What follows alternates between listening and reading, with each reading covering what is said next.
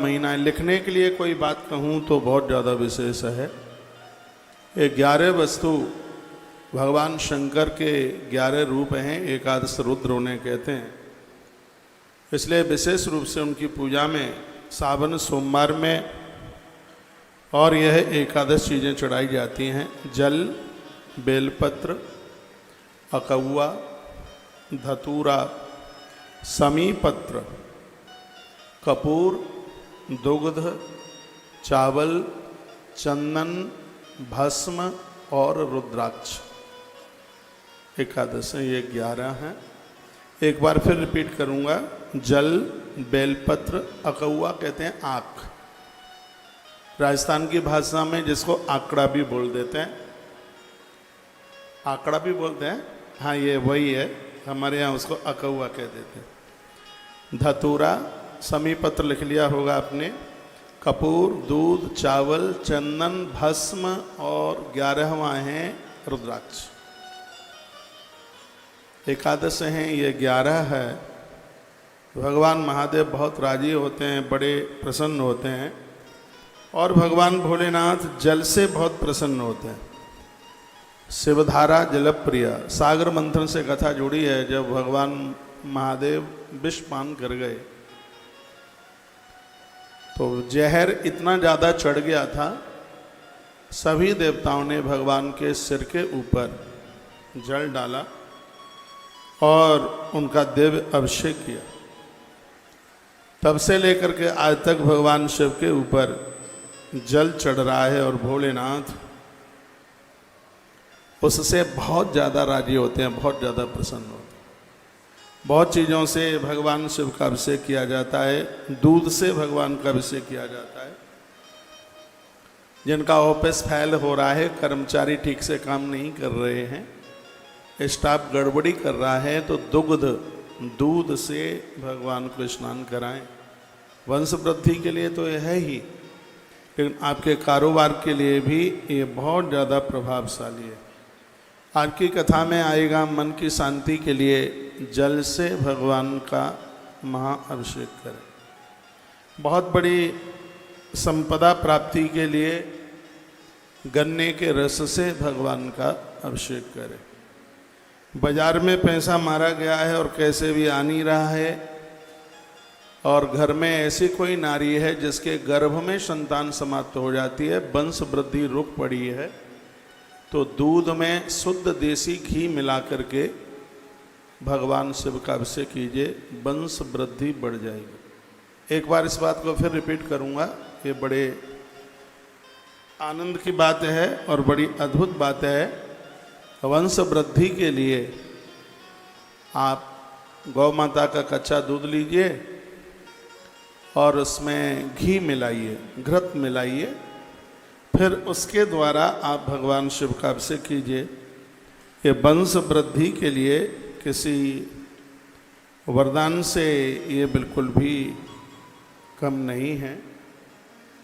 और जिन पति पत्नी में बनती नहीं है, झगड़े ज़्यादा होते हैं, जल में इत्र डालिए और कुछ भी नहीं, पानी, दूध भी नहीं और कुछ भी नहीं, पानी में सिर्फ इत्र,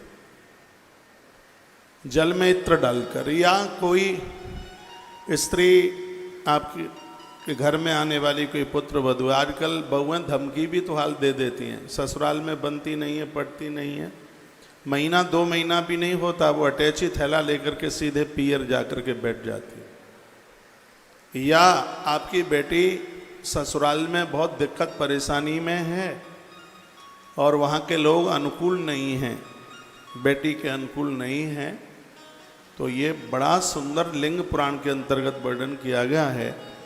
सावन के महीने में जल में आप इत्र डाल करके भगवान शंकर का अभिषेक करें, दाम्पत्य जीवन सुखद हो जाएगा, लड़ाई झगड़े मिट जाएंगे। देखिए, दौलत कितनी भी हो, संपदा कितनी भी हो, लेकिन जब तक घर में सुमति नहीं है, संगठन नहीं है, घर में लोग एक दूसरे का आदर नहीं करते हैं, मान नहीं करते हैं, तो आप समझ लीजिए कि बिल्कुल नरक बना हुआ है घर। तो ये मैंने आपके बीच में बात कही है कि जल में इत्र डाल करके भगवान शिव का अभिषेक करें, दाम्पत्य जीवन सुखद हो जाएगा, लड़ाई झगड़े मिट जाएंगे। देखिए, दौलत कितनी भी हो, संपदा कितनी भी हो, लेकिन जब तक घर में सुमति नहीं है, संगठन नहीं है, घर में लोग एक दूसरे का आदर नहीं करते हैं, मान नहीं करते हैं, तो आप समझ लीजिए कि बिल्कुल नरक बना हुआ है घर। तो ये मैंने आपके बीच में बात कही है कि जल में इत्र डाल करके आप भगवान का महाअभिषेक, दिव्य अभिषेक कीजिए। इससे पति पत्नी में बनती है, झगड़े खत्म होते हैं। यहाँ तक मैं बोलूँगा तलाक की नौबत आ गई है, वो भी समाप्त हो जाएगा। दोनों एक दूसरे की गलती का एहसास करेंगे। तो घर के संगठन के लिए ये बड़ी अद्भुत चीज़ है, बहुत बढ़िया है। यदि कोई बहुत बीमार है, दवाई उसको लगती नहीं है, तो उसके लिए जल में शहद डालकर महारुद्राभिषेक होता है। किसी को ऐसी बीमारी है, और मैं निवेदन करूंगा, भगवान करे ये रोग किसी को ना हो। एक बड़ा खतरनाक रोग है, सफ़ेद दाग शरीर में हो जाते हैं। ग्रंथ में उसको कुष्ठ रोग के नाम से जाना जाता है। तो यह अभिषेक शनिवार के दिन जल में थोड़ा सा आप सरसों का तेल डालिए और थोड़ा सा शहद डालिए पानी में, फिर इसको मिला करके भगवान महादेव का अभिषेक कीजिए। स्वास्थ्य को लाभ प्राप्त हो जाएगा। ये तो रही पूजा की बात। दूसरी बात, गैया की बछिया 1.25 साल जिसकी उम्र हो, 1.25 साल से ज़्यादा नहीं, बछड़ी, और काले रंग की शुद्ध देसी बछिया, उसका गौमूत्र लीजिए और सूती कपड़े में उसको 100 बार छानिए, गिन करके 100 बार। एक बहुत बड़ी औषधि बन जाएगी। उसको 100 बार छानिए, फिर उसको गर्म कीजिए। गर्म करने के बाद जहाँ जहाँ सफ़ेद दाग है वहाँ लगाइए, और एक लगभग 25-30 ग्राम एक 3 महीना आप उसको पीजिए। ज़्यादा पी लिया है तो हो सकता है दस्त भी हो सकता है, क्योंकि शुद्ध देसी गाय का जो गौमूत्र है वो सबको पचता नहीं है। कैंसर के लिए वरदान है, इस रोग के लिए वरदान है, किडनी की सफाई के लिए, लीवर की सूजन को समाप्त करने के लिए गौ माता का ये गौमूत्र, और डायबिटीज वाले लोगों के लिए अमरता है। 1.25 साल की बछिया हो, उसका गौमूत्र 100 बार कपड़े में छान कर और फिर उसको गर्म कीजिए। जहाँ जहाँ सफ़ेद दाग है वहाँ लगाइए, और एक 30-40-50 ग्राम ज़्यादा से ज़्यादा उसको नित्य एक 90 दिन के लिए 3 महीने के लिए ले लीजिएगा। तो ये एक औषधि है, स्वास्थ्य लाभ हो जाएगा इससे। और पूजा के लिए असाध्य रोगों को, यहाँ तक कि मृगी का रोग है और पैरालिसिस है, ये सब असाध्य रोग में, पैरालिसिस असाध्य रोग में आता है। तो इसके लिए शनिवार के दिन शहद, जल और थोड़ा सरसों का तेल, इन तीनों को मिलाकर भगवान महादेव का अभिषेक कर दीजिएगा। यदि सांवले रंग की पिंडी मिल जाए तो और ज़्यादा बढ़िया है। रोग निवारण के लिए सांवले रंग की, और धन नोटों के लिए शहद जैसे रंग की, घर में शांति के लिए शहद जैसे रंग की शिव पिंडी बहुत ज़्यादा प्रभावशाली होती है। रोग निवारण और शत्रु के नाश के लिए सांवले रंग की शंकर की पिंडी बहुत ज़्यादा प्रभावशाली होती है। तो शनिवार के दिन यह आप करें और आनंद हो जाएगा, बहुत बढ़िया हो जाएगा। तो ये अभिषेक, ये देखो, मैंने कथा के पहले ही दिन आपको बोला है कि आप शिव महापुराण की कथा सुन रहे हैं तो इसके लिए एक डायरी बनाइएगा। ये देखो, ये सामने मंजू बहन कैमरा लगाइए।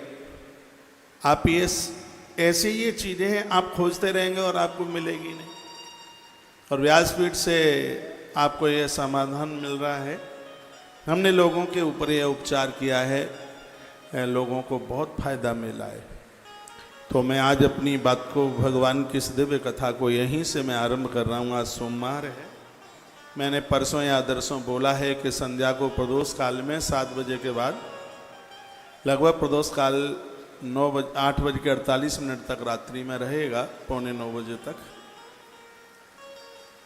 ये इतना है, ये रोज आता है प्रदोष का। ये समय आज का ही नहीं है, रोज ही आता है प्रदोष का समय।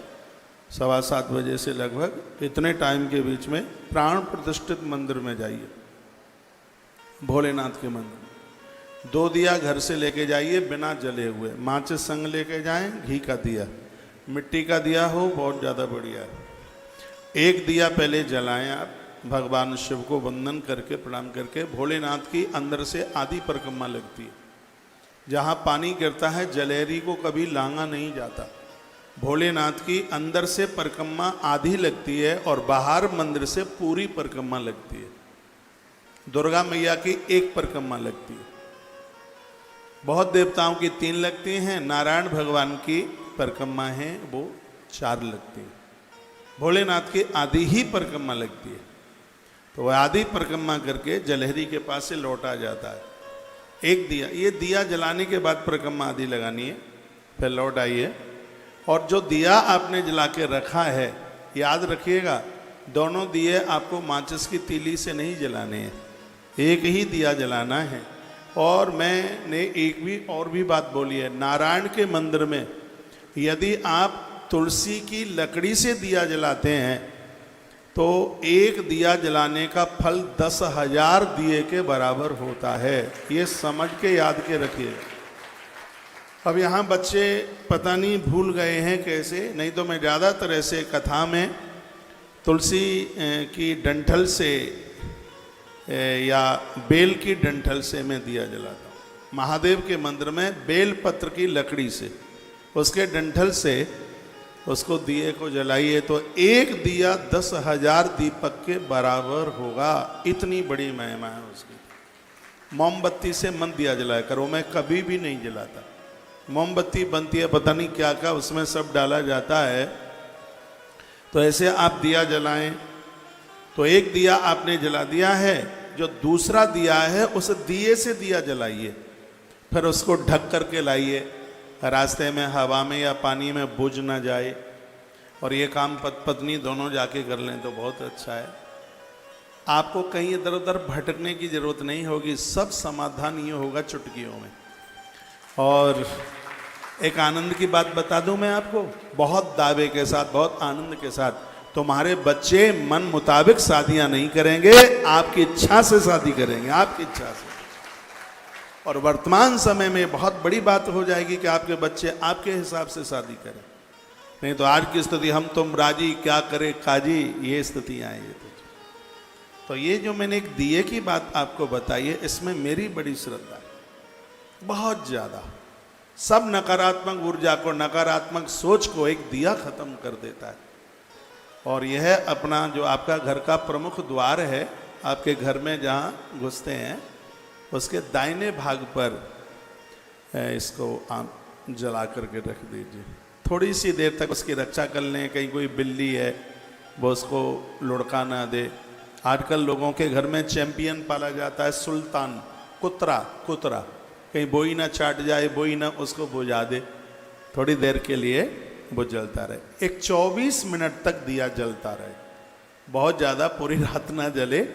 24 मिनट तक ज्योतिष के अनुसार 24 मिनट तक वो दिया आपकी देहली पर जल जाए, आपके घर का तिमिर समाप्त हो जाएगा, घोर गरीबी का नाश हो जाएगा, घोर दरिद्रता का नाश हो जाएगा। और घर में जो ऊट पटांग जो वातावरण है, नकारात्मक सोच है, ये 8 सोमवार, सावन के 8 सोमवार है, 8वें सोमवार में कर लीजिए, आनंद हो जाएगा। एक बार जयकारा लगाइए, बोल भक्त वत्सल भगवान की जय हो, श्री हनुमान जी महाराज की जय हो, आज के आनंद की जय हो, जय जय श्री राधे। रामायण की एक चौपाई बोल करके, हाँ आप बताएं क्या? घर से नहीं जलाना है, वहीं जलाना है। क्या बोले? पहले मंदिर वाला जलाना है।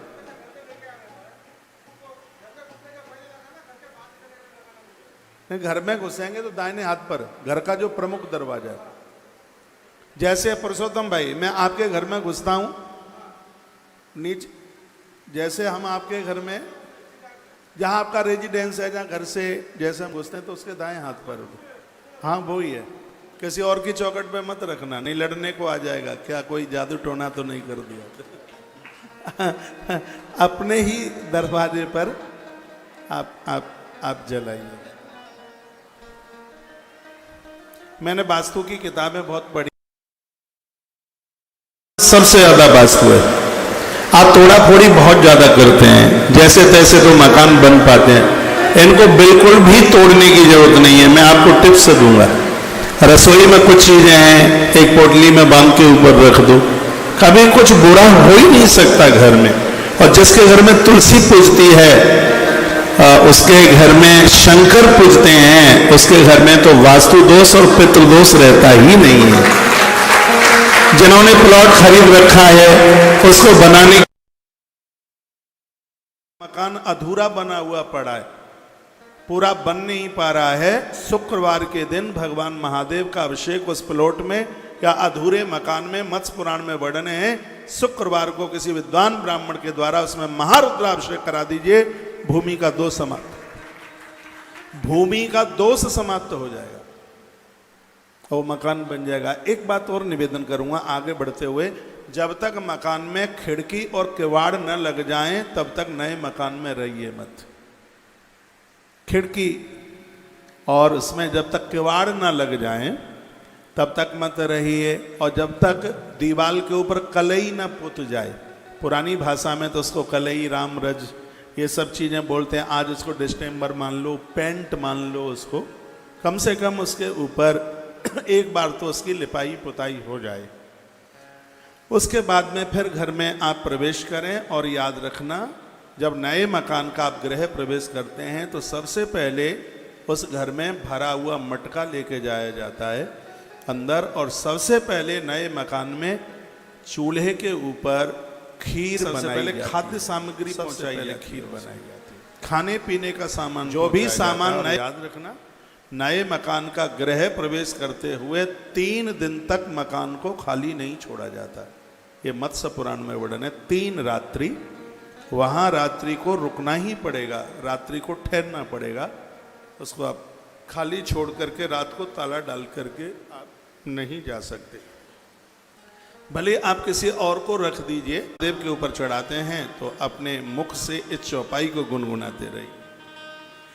आंसू तो से तुम अब डर दानी, आंसू तो से तुम अब डर दानी, आरत हरहु दीन जनदानी।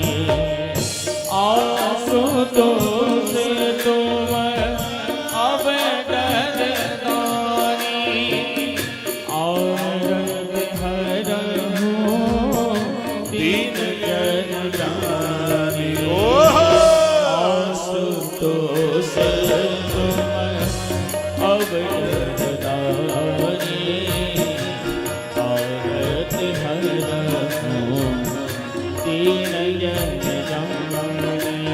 एक बात मैं और आपको बोलूंगा, जो मैंने आपको 2 दीपक की बात करी है जलाने की, ये सिर्फ आपको बोलने के लिए ही नहीं, मैंने भी आश्रम में फोन किया है कि रात्रि को गोपेश्वर मंदिर जाना, एक दिया जला के वहां रख देना गोपेश्वर नाथ भगवान के सामने, और उस दिए से एक दिया जलाकर आश्रम के प्रमुख गेट के दाएं हाथ पर जला हुआ दिया वहां का रख दीजिएगा।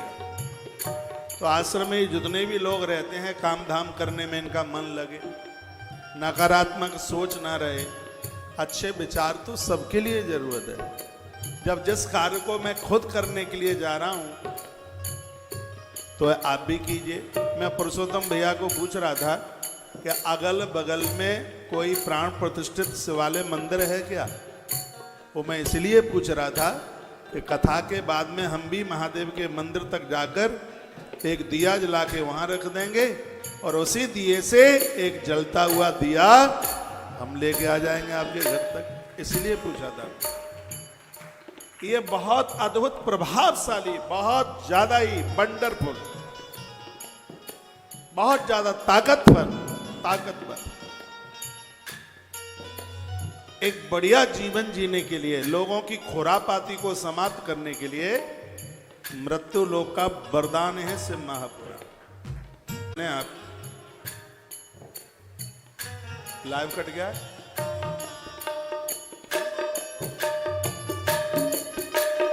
आशुतोष तुम अब डरदानी, आरती दीन जनजाति। आशुतोष तुम अब डरदानी, आरत हरहु दीन जनजाति।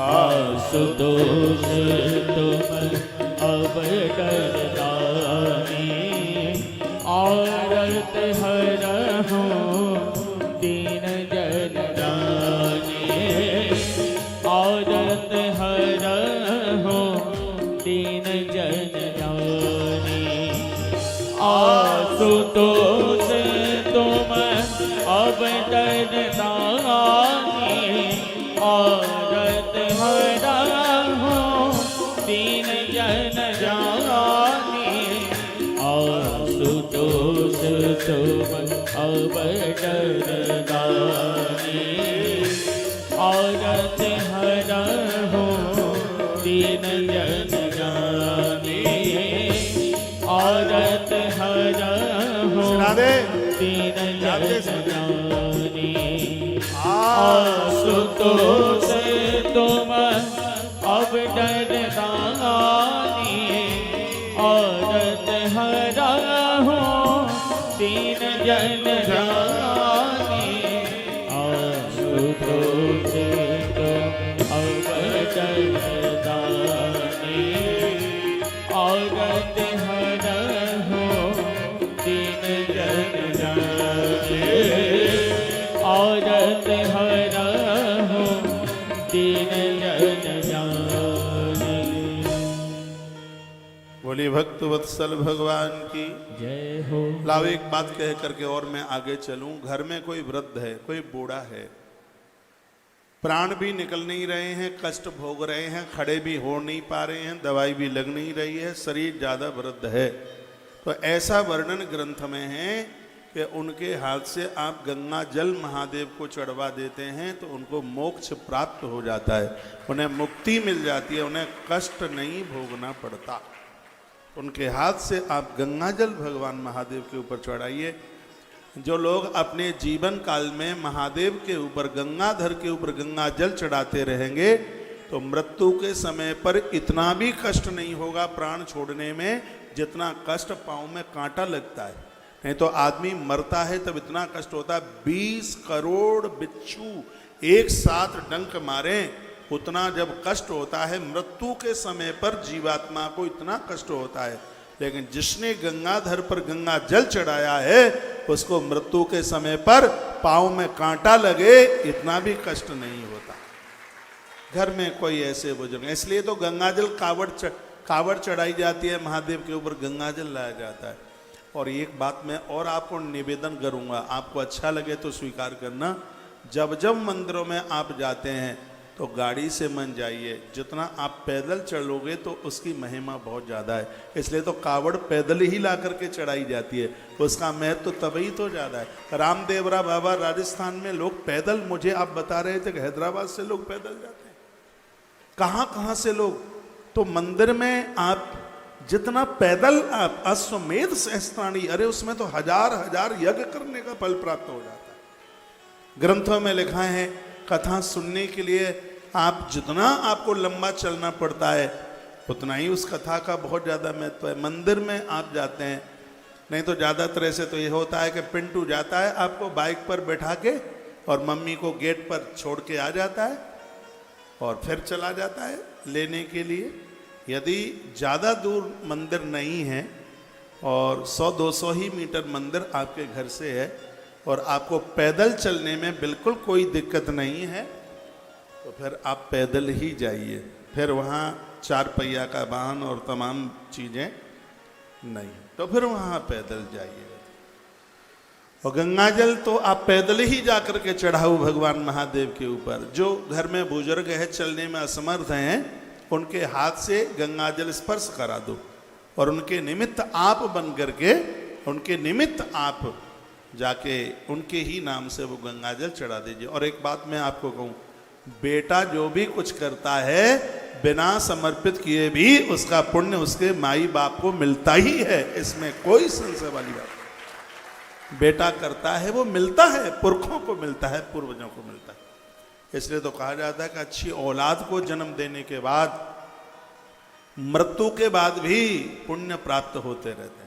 कुछ चीज़ें ऐसी हैं मरने के बाद भी जिसके पुण्य मिलते हैं। कहीं आपने पेड़ लगा दिया, वृक्ष आप लगा के चले गए, उस पेड़ के नीचे जब जब कोई छाप लेगा, पशु पंछी उसके नीचे बैठेंगे, उसमें पंछी अपना घोंसला बनाएंगे तो मरने के बाद भी उसका पुण्य हमें प्राप्त हो रहा होगा। आप रास्ते बना करके चले गए हैं, उसके ऊपर रोज लोग निकलेंगे, यात्रा उनकी होगी, उसका फल मृत्यु के बाद भी हम लोगों को प्राप्त होगा। आप प्याऊ बनवा के चले गए, आप धर्मशालाएं बना के चले गए, आप अनाथ के बच्चे को पढ़ा लिखा करके चले गए। क्या सुंदर मैंने पढ़ा है कि वो व्यक्ति बड़ा हो करके कुछ करेगा, उसको पगार मिलेगी, पैसा मिलेगा, पैसे के द्वारा रोटियां घर की चलेंगी, और जब जब घर के लोग उस भोजन को करने के लिए बैठेंगे तब तब उसका एक हिस्सा पुण्य का आपके खाते में जा रहा होगा।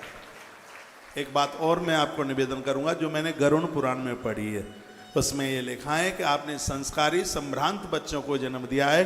जब जब बच्चे तीर्थ यात्रा के लिए जा रहे होंगे, जब जब बच्चे मंदिर में जा रहे होंगे, और जब जब बच्चे वेद वेदांग पढ़ रहे होंगे, तब तब उसका पुण्य है उसके माता पिता के खाते में जा रहा होगा। इसलिए इन्हें संस्कारीय बनाइए, इन्हें धार्मिक बनाइए, इन्हें पारमार्थिक बनाइए। कल आप बड़ी अच्छी सी कथा सुन रहे थे जिसमें शिवलिंग के प्राकट्य की कथा थी, और वह कथा इस प्रकार से थी कि शंकर बीच बिचौले के लिए आए थे, ब्रह्मा और नारायण आपस में लड़ गए। झगड़ा इस बात का था कि मैं बड़ा हूं, मैं बड़ा हूं। अग्निस्तंभ के रूप में वो प्रकट हो गए थे। भगवान तो श्री भोलेनाथ बिल्कुल तपा तपाया लाल रंग था, और जहां पर यह स्तंभ प्रकट हुआ उसको आज अरुणाचल प्रदेश के नाम से जाना जाता है। वो शिवलिंग आज भी वहाँ पहाड़ों के बीच में, कभी समय मिले यहाँ की यात्रा अवश्यमेव कीजिएगा। दोनों देवता उस स्तंभ के और छोर का पता लगाने के लिए गए। नारायण को भूल समझ में आ गई, उन्होंने कहा भगवान आपका आरंभ ही नहीं है तो आपका समापन कहाँ से होगा। मैं आपको प्रार्थना करता हूँ, मैंने बहुत गलती करी है और मैं आपके छोर का पता लगाने को गया। तो भगवान शिव बोले वत्स प्रसन्नोस्मि हरे तस्त्वयि स्वतमक्षण सत्य वाक्यम। ये लिखने लायक बात है। भगवान शंकर कहते हैं कि जो सत्य बोलता है उसके ऊपर मैं भारी प्रसन्न होता हूँ। ये भोलेनाथ का शब्द है। श्री शिव महापुराण विद्येश्वर संहिता अध्याय नंबर 7 श्लोक नंबर 31, इसमें भगवान महादेव कहते हैं कि जो सत्य बोलता है उसके ऊपर मैं अति प्रसन्न होता हूं, उसके जीवन में किसी भी प्रकार की कमी नहीं रहने देता। सगरे काम सत्य बोलने से हो रहे हैं तो भाई साहब झूठ बोलना क्या कोई जरूरी है क्या? लोग कहते हैं कि झूठ बोलने से काम होते हैं, कभी भी नहीं होते। झूठ रावण बोलता था। अधर्म और अन्याय का चुनाव रावण ने किया, सगे भाई विभीषण ने संग छोड़ दिया। सत्य के रास्ते का चुनाव प्रभु राम ने किया, बंदर और भालू भी प्रभु राम के सहयोगी हो गए। आप सत्य का अनुसरण करोगे, पूरी सृष्टि आपके संकल्पों में लग जाएगी पूरा करने, सब आपके सहयोगी हो जाएंगे। अन्याय, अपराध और असत्य का आचरण किया तो समझ लीजिएगा कि अपने खासम खास भी हमारा संग छोड़ के चले जाएंगे। असत्यम अपि सत्यम स्या दापत्या अनुशासन। जो झूठ बोलते हैं उनका स्वयं का भी अपने ऊपर कोई अनुशासन नहीं होता। धर्म न दूसरी सत्य समाना, धर्म न दूसरे सत्य समाना, आगम निगम पुराण बखाना, धर्म न दूसरे सत्य समाना। राधे। आगम निगम पुराण बखाना, धर्म न दूसरे सत्य समाना, आगम निगम पुराण बखाना। वेद पुराण कहते हैं कि सत्य के समान कोई दूसरा धर्म नहीं है, पालन कीजिएगा। सांच बराबर तप नहीं, झूठ बराबर पाप, जाके हृदय सांच है, ताके हृदय आप। मैं भगवान की व्यासपीठ पर बैठा हूं और ये ग्रंथ मेरे सामने है और इसमें बिल्कुल झूठ नहीं है। अभी वृंदावन में कैंसर हॉस्पिटल की एक रजिस्ट्री हुई है। मुझे सामने वालों ने ये कहा उनकी बगल की कोई जमीन बिकी होगी। उन्होंने मुझे ये कहा था कि महाराज जी बस आप ये कह दीजिएगा कि ये जमीन हमने इतने में ली है और आपको 3,97,00,000 रुपए का मुनाफा हो जाएगा। मैंने कहा तुम मुझे इंद्र का पद दो तो भी मैं नहीं बोल सकता बिल्कुल, और महादेव की सौगंध मैं नहीं बोला बिल्कुल। मैंने कहा मेहनत ज्यादा करेंगे, हमें मुनाफा नहीं चाहिए कि हम अपने फायदे के लिए और दूसरे व्यक्ति का 5 करोड़ का नुकसान कर दें। मेरे थोड़े से झूठ बोलने पर सामने वाले का 5 करोड़ रुपए का नुकसान था।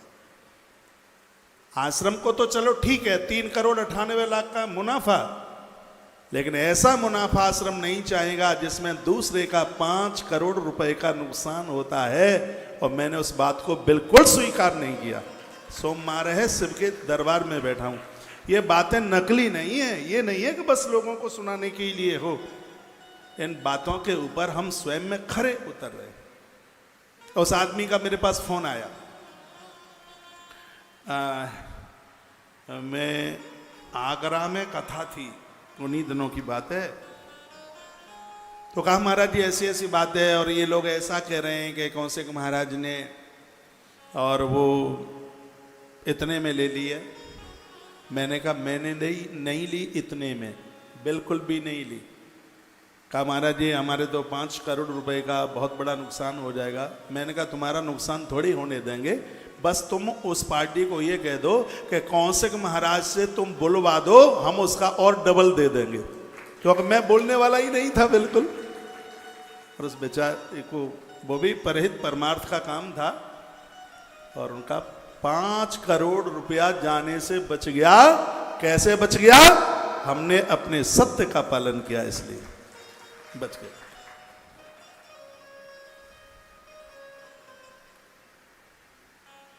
तो धर्मन दूसरा सत्य समाना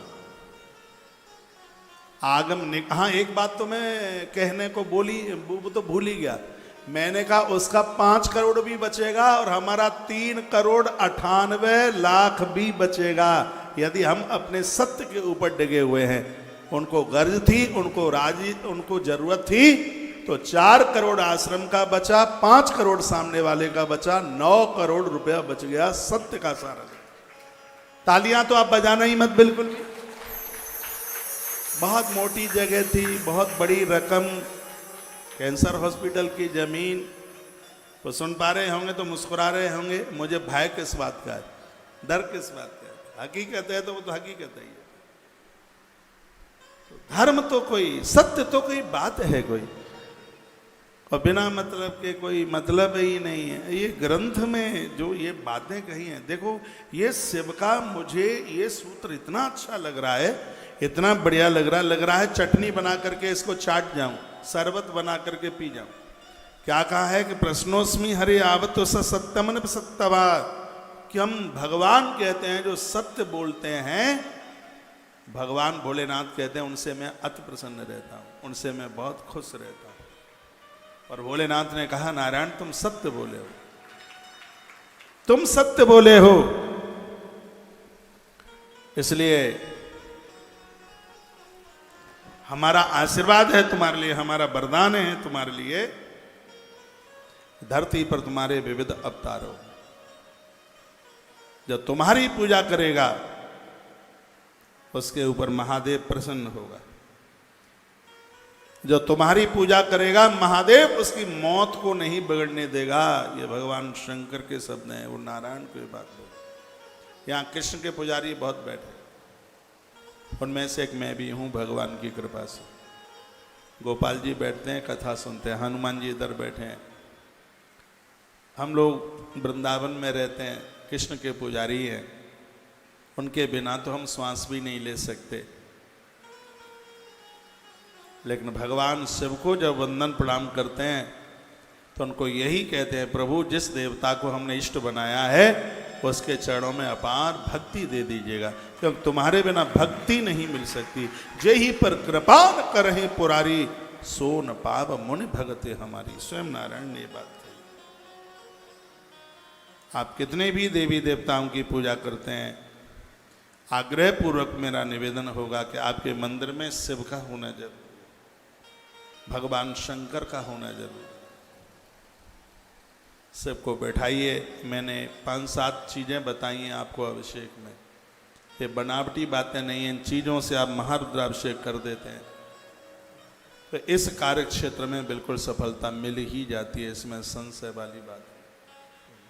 ब्रह्मा जी को कहा कि तुम पता लगा के आए, तो स्वामिन प्रसीदाद महाविभूते मन्ये वरम वरदमे सरसा प्रमोक्षम। आप हमें वरदान दे दीजिए, हम तुम्हारे स्तंभ के ओर छोर का पता लगा के आ गए। शंकर को क्रोध आ गया। उसी समय उनमें से भैरवनाथ प्रकट हो गए और भैरव बाबा ने ब्रह्मा का मस्तक छेदन कर दिया। मेरे सामने मोबाइल रखा है, इसमें मैं आपकी फोटो देख लेता हूँ। बड़ी सुंदर सुंदर फोटो लग रही है। पहनावा तो राजस्थान का गजब का ही है?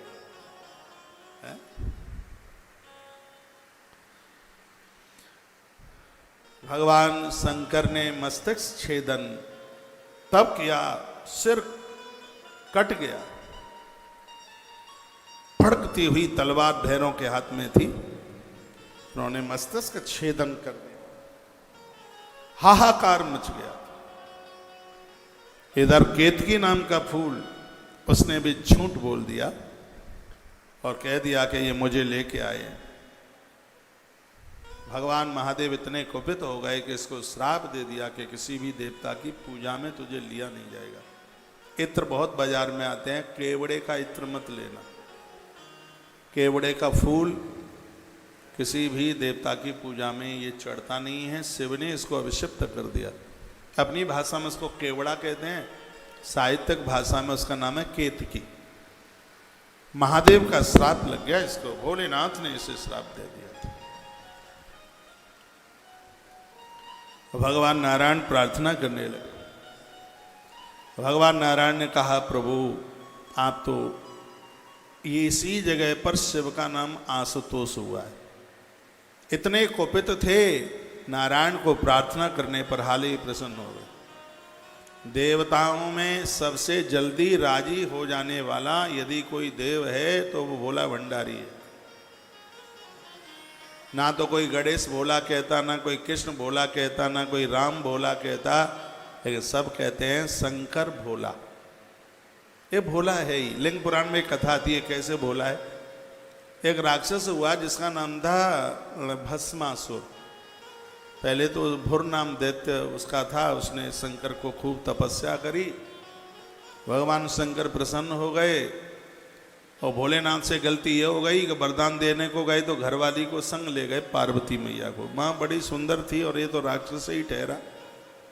इसकी आंख में खोट आ गया और इसको लगा कि कैसे महादेव को मार डालूं, पार्वती मेरी पत्नी बन जाए। भोलेनाथ ने कहा, वरदान मांग, क्या चाहिए? ये कहता है कि दे दोगे? भोलेनाथ ने कहा, क्यों नहीं दे दूंगा, बिल्कुल दे दूंगा। 3 बार तरवाचा भरवा लिया। तो वो कहने लगा कि यह वरदान दे दो कि जिसके सिर के ऊपर हाथ रख दूं वही भस्म हो जाए।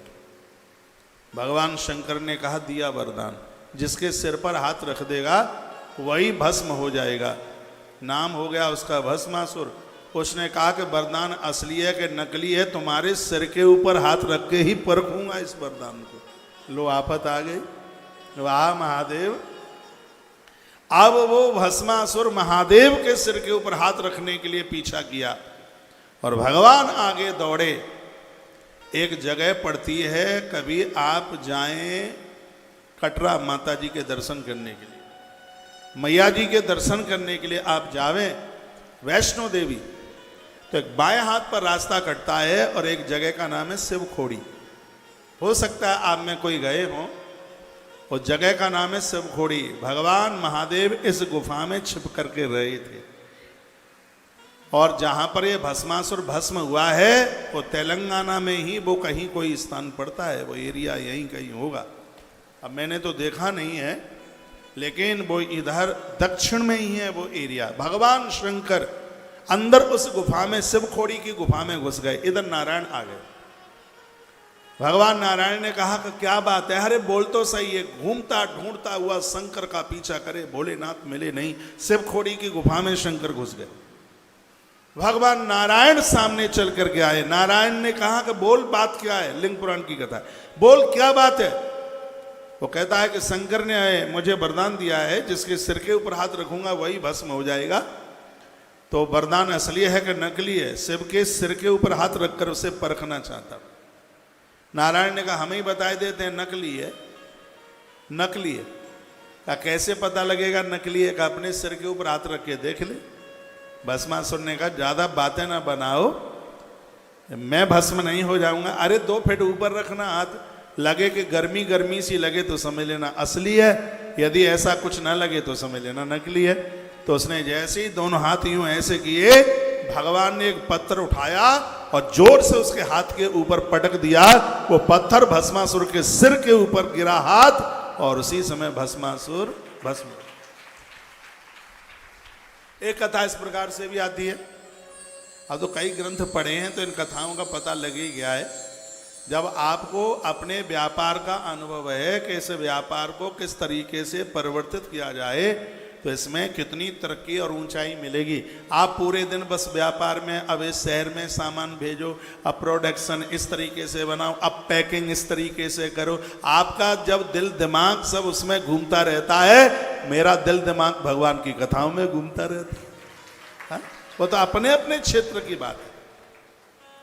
तो एक कथा इस प्रकार से भी आती है कि जब भगवान महादेव दौड़ते हुए जा रहे थे और भस्मासुर पीछा कर रहा था, तो माता पार्वती आगे आ गई। पार्वती ने कहा भस्मासुर थोड़ा सा तू रुक ले, मैं तेरी बन जाती, लेकिन भगवान शिव के पास में एक कला है, वो मुझे दूसरे के पास मिलती नहीं है। कहा कौन सी कला है? वो तांडव नृत्य बहुत जबरदस्त, नटराज नृत्य बहुत ज्यादा जबरदस्त करते हैं। यदि ऐसा कोई नाच करके बता दे तो फिर मैं उसी को स्वीकार कर लूं। करूं तो करूं क्या, शंकर जैसा नृत्य कोई दूसरा दिखा नहीं पाता। तो क्या बताएं, हम तो इसी बूढ़े बाबा की बन करके रह गई हैं। पार्वती मैया बोली। आपके पीछे एक माता जी सो रही है, पांडे जी जगह दी, सोइए मत, मैं आप सबको देख रहा हूं पीछे तक, नहीं तो कथा छूटे तो मुझे पूछ लेना कि हम कहां बैठे थे। यहां से मैं आपको देख ही तो रहा हूं, एक भी श्रोता ऐसा नहीं है। बिल्कुल पीछे, चश्मा लगाए हूं, मोटे मोटे दिख रहे हैं आप सबको। मुझे पता है कि कौन कहां बैठा है। ये सोने में कंप्रोमाइजन समझौता नहीं चलेगा, और आज तो सोने भी नहीं दूंगा, क्योंकि व्रत का दिन है, सोमवार है। जो सोमवार का व्रत करता है वो क्रोध जीत लेता है, उसके पास क्रोध नहीं रहता।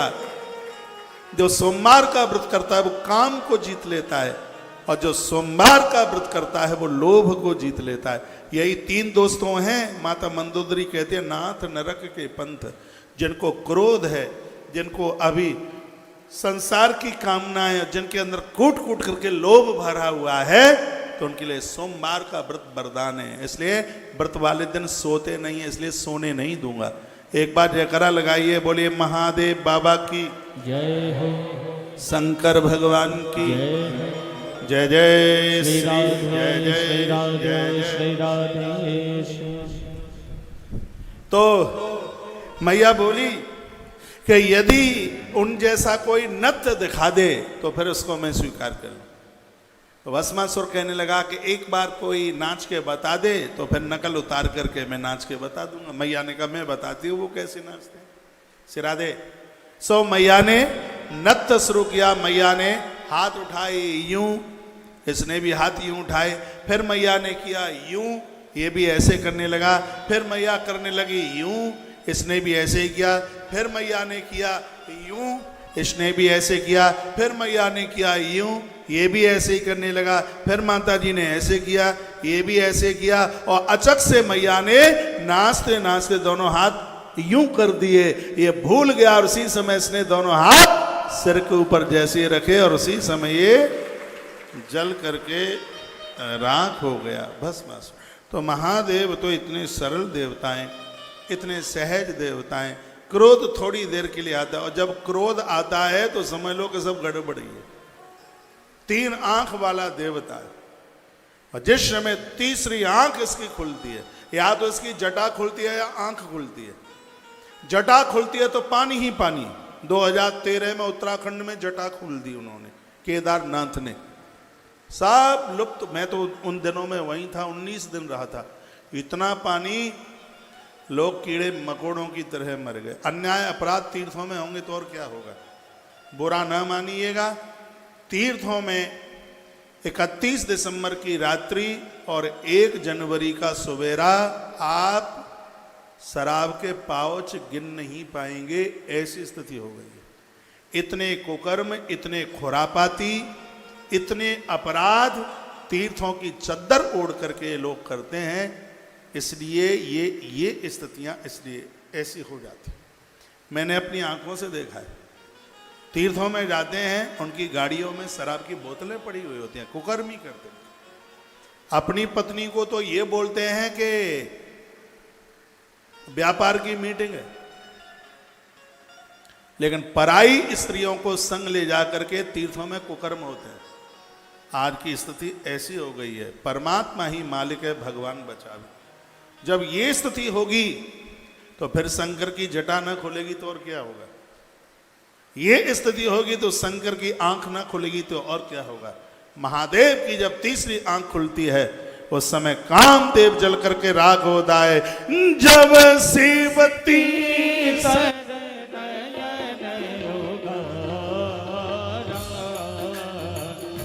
जब शिवती शरणयन उगारा, चितवत काम भयो जरि सारा, चितवत काम भयो जरि सारा।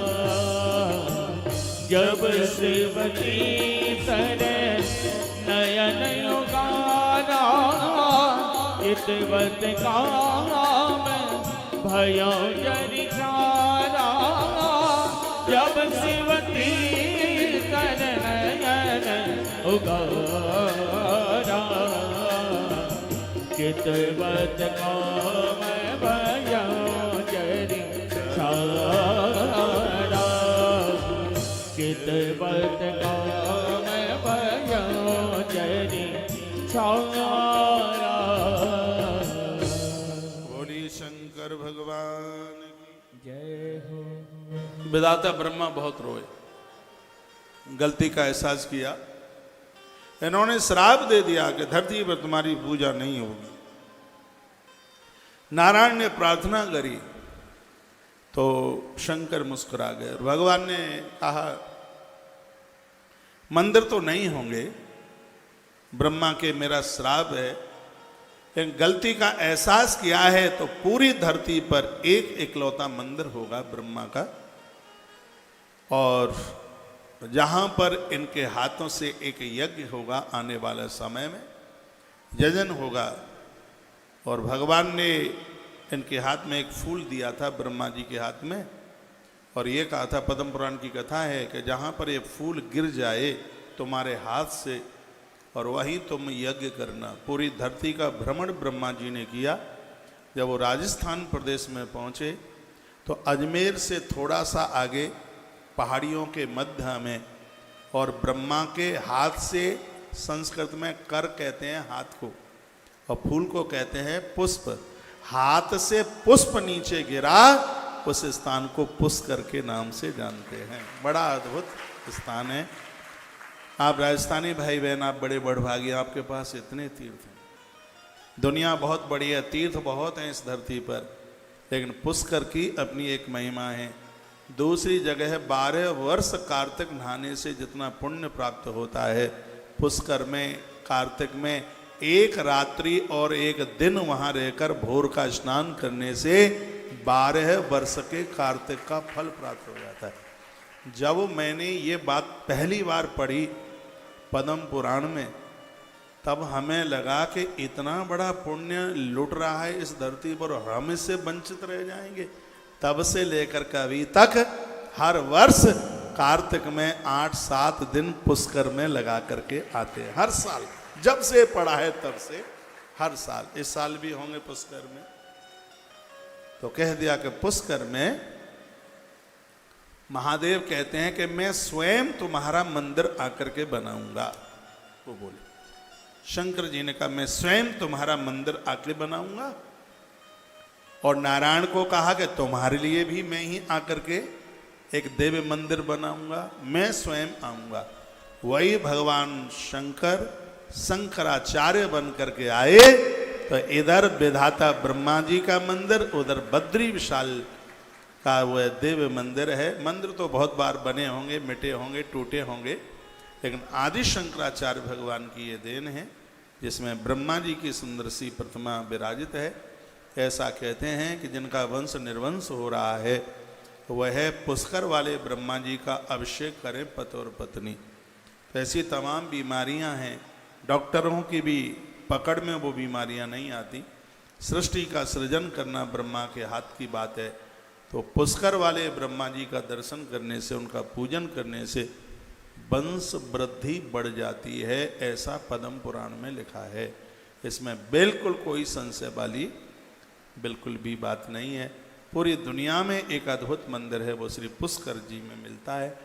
भगवान शंकर ने कहा यज्ञ में तुम्हें हिस्सा मिलेगा, अधिकार मिलेगा। जिस यज्ञ में ब्रह्मा को स्थान नहीं होगा वो यज्ञ पूरा ही नहीं होगा। आज भी जब यज्ञ होता है और जब भी किसी पंडित जी को, आचार्य को अपने यहाँ आप बुलाएं तो ब्रह्मा के स्थान का ध्यान रखें। जब आप यज्ञ में बैठते हैं तो आपके दाहिने हाथ पर 4 ईंटें रखी हुई होती हैं, उसमें एक पतीले में चावल भरे हुए होते हैं, उसके ऊपर एक सफ़ेद कपड़ा रखा हुआ होता है। यही ब्रह्मा जी का स्थान है। यह वरदान भगवान शंकर ने दिया है। जैसे यज्ञ में ब्रह्मा को स्थान मिलेगा वह यज्ञ अपने आप में परिपूर्ण होगा। चाहे आप नवरात्रा का यज्ञ कर रहे हैं और किसी हवन यज्ञ में आप बैठे हैं तो अपने दाहिने हाथ पर ब्रह्मा जी के लिए स्थान दिया जाता है। भगवान शिव ने ये उन्हें दे दिया। केतकी फूल रो रहा था और उसने कहा नमस्ते नाथ में जन्म निष्फलम भवदाज्ञया। भगवान हम झूठ बोले और हमारा तो जीवन ही निष्फल चला गया। क्षम्यताम मम किल्वसम, मुझे आप क्षमा कर दें, हमें माफ कर दें। भगवान ने कहा मैंने तो श्राप तुम्हें दे दिया है। और कहा रे केतक दुष्टस्तम षड दूर मितुस ब्रजा, कहा तूने बहुत सठता और मूर्खता का काम किया है, तो और देवताओं को तो तू नहीं चढ़ेगा, चल तू शरण में है तो ये हम कटौती कर देते हैं। भगवान महादेव ने कहा मेरी शिव महारात्रि के समय पर मेरे मंडप में तुझे लगाया जाएगा, और जो शिवरात्रि के समय मेरे मंडप में तुझे लगाएगा उसको एक ही दिन में वर्ष भर की पूजा का पुण्य प्राप्त हो जाएगा। जब जब आप शिवरात्रि मनाते हैं तो केतकी फूल नहीं मिलता है तो केवड़े की सीसी बाजार से लेके आओ, और भगवान शंकर का जो मंडप बनाया हुआ है रुई में केवड़े का इत्र लगाओ और उस मंडप में उस रुई को लगा दो, तो इससे शिव महारात्रि की पूजा की महिमा बढ़ जाएगी। ऐसा वरदान स्वयं भगवान शंकर ने भगवान शिव ने दिया है। केतकी का पेड़ भी लगता है। कुछ पेड़ ऐसे हैं जैसे एक है रात की रानी, एक है केतकी, एक है चंपा। ये पेड़ जहाँ होते हैं वहाँ पर सांपों का ज़्यादा खतरा होता है, सर्पों का, क्योंकि सांप भगवान के गढ़ हैं और ये पेड़ भगवान महादेव से जुड़े हुए हैं, तो उसका तो असर होता है, इसलिए लोग उसको कम लगाते हैं। तो वो ना मिले केतकी का पेड़, बेल, तो आप बाजार से केवड़े का इत्र लगा करके फिर आप यह कर सकते हैं। तो यह अद्भुत कथा सुना दी गई है। और अब आप इसमें शिव महारात्रि की जो महिमा है, इसी प्रसंग में शिव महारात्रि की महिमा विधाता ब्रह्मा ने और भगवान नारायण ने प्रथम अभिषेक भगवान शंकर का उस समय किया जब वो स्तंभ प्रकट हुआ था। आज के समय में जिसे हम शिवलिंग के नाम से जानते हैं, ये शिवलिंग को प्रायः लोग कुछ दूसरे दूसरे भावों से समझते हैं। सृष्टि का चिन्ह है शिवलिंग। जैसे स्त्री की पहचान के लिए एक शब्द बोलते हैं स्त्रीलिंग, पुरुष के लिए कहते हैं पुरलिंग, उसी प्रकार से सृष्टि का चिन्ह ही शिवलिंग है। ये पूरी सृष्टि शिव में है, शंकर में समाई हुई है। पूरी धरती को संस्कार जिसने दिया है उसी को तो शंकर कहते हैं। सम करोति शंकर, जिसने सबको संस्कार दिया उसका नाम शंकर है। जो सबका कल्याण कर रहा है उसी का नाम शिव है। तो सबसे पहला अभिषेक रात्रि में हुआ था महादेव, और जिस दिन यह अभिषेक हुआ था रात्रि में, उस समय ये फाल्गुन में पड़ने वाली चतुर्दशी थी, जिसको भोला की चौदस बोलते हैं। शिव चौदस जिसको बोलते हैं, रात्रि का समय था। विधाता ब्रह्मा ने और भगवान नारायण ने प्रथम पूजा करी है भोलेनाथ की। एक रात्रि में 4 अभिषेक किए थे, इसलिए इसको चतुर्थ पहर की पूजा कहते हैं। शंकर क्या बोले सुनो, कहते हैं शिवरात्रावहोरात्रं निराहारो जितेन्द्रिया अर्चयित्वा यथा न्यायं यथा बलम वंचक। उन्होंने कहा, भगवान भोलेनाथ ने कहा कि जो शिवरात्रि को मेरा अभिषेक करेगा, मेरे 4 पैर की पूजा करेगा, निराहार रहकर बिल्कुल अन्न नहीं खाएगा, जितेंद्रिय ब्रह्मचर्य धर्म का पालन करके अर्चयेत मेरी पूजा करेगा, उसको मैं बल यश संपत्ति और सन्मति ये सब कुछ उसको मैं उड़ेल दूंगा, किसी भी चीज की कमी नहीं रहने दूंगा। ये भगवान शंकर बोले। तो ये 4 पैर की पूजा शिवरात्रि को होती है। टाइमिंग्स मैं बता देता हूँ। पहली पूजा का समय क्या है, इधर देखिए। दूसरी पूजा का टाइम क्या है। घोर गरीबी का तो नाश होता ही है, बल बढ़ता है, बुद्धि बढ़ती है, यश बढ़ता है, सम्मान बढ़ता है। शिव महारात्रि को जो पूजा कर लेते हैं, वर्ष भर की पूजा का फल उन्हें मिल जाता है। तो इसी ग्रंथ में लिखा है, भी आगे श्लोक आएगा मैं बोलूँगा। तो पहली पूजा है, इसमें 9 से 10:30 आधे घंटे का गैप ले लीजिए, उसमें खड़े हो जाइए। आप नहीं, जब शिवरात्रि को पूजा हो तब की बता रहा। घूम घाम करके आ जाइए, दूध चाय पी के आ जाइए, अन्न मत खाइए। आधे घंटे में खड़े होके पाम बाम सीधे साधे हो जाएंगे। फिर 11 बजे फिर बैठ जाइए। 11 बजे से दूसरी पूजा शुरू होगी। 1.5 घंटे की पूजा होती है। 11 बजे आप शुरू करेंगे तो वो 12:30 बजे पूरी हो जाएगी। उसके बाद में फिर आधे घंटे के लिए खड़े हो जाइए, फिर बैठ जाइए आके, 1 बज जाएगा। पहली पूजा 9 से 10:30, दूसरी है 11 से 12:30, तीसरी पूजा है 1 से 2:30 बजे तक। आधे घंटे के लिए फिर घूम घाम के आ जाइए, फिर 3 बजे चौथी पूजा में फिर बैठ जाइए। इसमें थोड़ा ज़्यादा समय लगेगा क्योंकि इसमें उत्तर पूजा होती है। लास्ट में थोड़ी बड़ी पूजा है तो उसमें 5 बज जाएंगे आपको। 5 बजे फिर आप आरती कर लें। उसके बाद में फिर नहा धो करके जो भी आपको जो जैसे कुछ करना है सो आप कर लीजिएगा। इसको कहते हैं चतुर्थ पहर की पूजा। शिव महारात्रि की चतुर्थ पहर की पूजा की बहुत भारी महिमा है। तत्फलम लभते सद्य शिवरात्रु मदर्चनाथ। भगवान शंकर कहते हैं यत फलम मम पूजायाम वर्ष एकम निरंतरा। ये शब्द लिख लो तो ज़्यादा ठीक है। भगवान शिव कहते हैं यत फलम मम पूजायाम वर्ष एकम निरंतरः। भगवान भोलेनाथ कहते हैं कि जिस समय शिवरात्रि को आपने मेरी पूजा की है उससे अगली शिवरात्रि तक मैं एक क्षण के लिए भी तुम्हें अकेला नहीं छोड़ूंगा, पूरे वर्ष भर तुम्हारे संग संग संग संग रहूंगा। भोलेनाथ कहते हैं कि एक शिवरात्रि को रात में मेरी पूजा करने से अगली शिवरात्रि तक पूरे वर्ष भर की पूजा करने का तुम्हें सौभाग्य प्राप्त होगा, तुम्हें पुण्य प्राप्त होगा।